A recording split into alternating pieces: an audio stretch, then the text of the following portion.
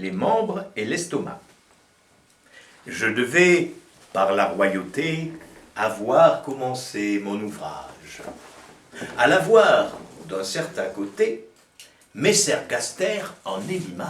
Messer Gaster, le ventre, l'estomac. S'il a quelque besoin, tout le corps s'en ressent.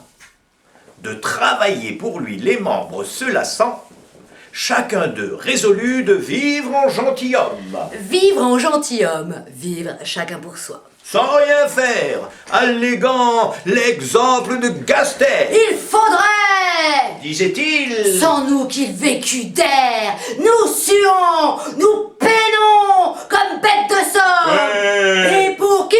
Pour lui seul. Nous n'en profitons pas. Ouais. Notre soin n'aboutit qu'à fournir ses repas. Ouais. Chaumont, c'est un métier qui veut nous faire apprendre.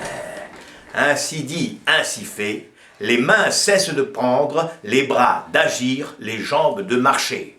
Tous dirent à Gaster qu'il en alla chercher. Qu'il en ont cherché d'autres des esclaves. Ce leur fut une erreur dont ils se repentirent. Bientôt, les pauvres gens tombèrent en langueur. Il ne se forma plus de nouveau sang au cœur. Chaque membre en souffrit, les forces se perdirent. Par ce moyen, les mutins virent que celui qu'ils croyaient oisif et paresseux, à l'intérêt commun, contribuait plus qu'eux. Ceci peut s'appliquer à la grandeur royale. Elle reçoit et donne, et la chose est égale. Tout travaille pour elle, et réciproquement, tout tire d'elle l'aliment.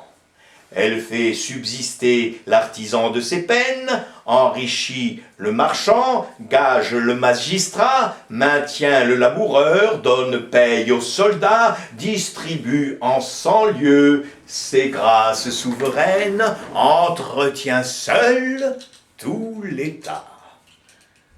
Ménénius Agrippa Ménénus Lanatus, consul de la République romaine. le sut bien dire. La commune s'allait séparer du Sénat. Les mécontents disaient qu'il avait tout l'empire. Le pouvoir, les trésors, l'honneur, la dignité, Au lieu que tout le mal était de leur côté. les tribus, les impôts, les fatigues de guerre. Le peuple, hors des murs, était déjà posté. La plupart s'en allaient chercher une autre terre, quand Ménénus leur fit voir qu'ils étaient aux membres semblables, et par cet apologue insigne entre les fables,